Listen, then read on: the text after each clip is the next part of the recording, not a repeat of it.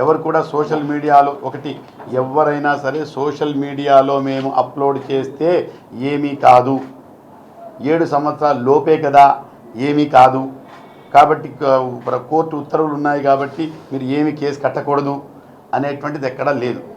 కాబట్టి సోషల్ మీడియాను ఉపయోగించుకోండి, ఎవరు ఏ పార్టీ అయినా ఎవరైనా కూడా ఉపయోగించుకోవచ్చు, దానికి పెద్ద సమస్య కాదు. కానీ ఒక పద్ధతి మేరకు ఉపయోగించుకుంటే ఎవరికీ సమస్యలు ఉండవు. అంతేగాని కంటెంట్ని డిఫరెంట్గా మారుస్తూ ఉన్న కంటెంట్ ఒకటి, రాసిన కంటెంట్ ఒకటి డిఫరెంట్గా మారుస్తూ ఏందేందో చేస్తే అంటే కష్టం అది. అదేవిధంగా మీకు కూడా తెలుసు, ఇక్కడే ఇదే విక్టరీ వైన్స్లో కూడా 4 వాళ్ళిద్దరు పిల్లోళ్ళు కత్తి పెట్టి అది పెట్టి ఇది పెట్టి అన్నారు. వాళ్ళని అరెస్ట్ చేయడం జరిగింది, మీకు తెలుసు.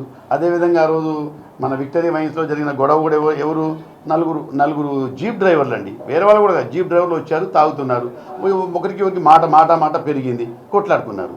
దాన్ని అభూత కల్పన చేసి దాన్ని ఏందో ఇక లాండ్ ఆర్డరే పోయింది, ఇక్కడ ఇక ఏమీ లేదు అని చేస్తే ఎలాగవుతుంది? తాగిన మైకంలో కొట్టుకుంది వాస్తవమే, దాన్ని అనుమానం లేదు. తాగిన మైకంలో కొట్టుకున్నారు రాయండి ఎవరైనా కూడా, మాకు కూడా అభ్యంతరం లేదు. కానీ దాన్ని ఏదేదో చేస్తూ దాన్ని ఇంకేదో దానికి ఆపాదిస్తూ దానికి ఇక లాండ్ ఆర్డరే లేదు అన్న రకంగా చేయడం కూడా కరెక్ట్ కాదు. కాబట్టి దయచేసి సోషల్ మీడియా కార్యకర్తలు ఎవరైనా అందరికీ కూడా ఒక విన్నపం ఏంటంటే, మీ యొక్క భావ ప్రకటన స్వేచ్ఛకు మేము అడ్డురాము.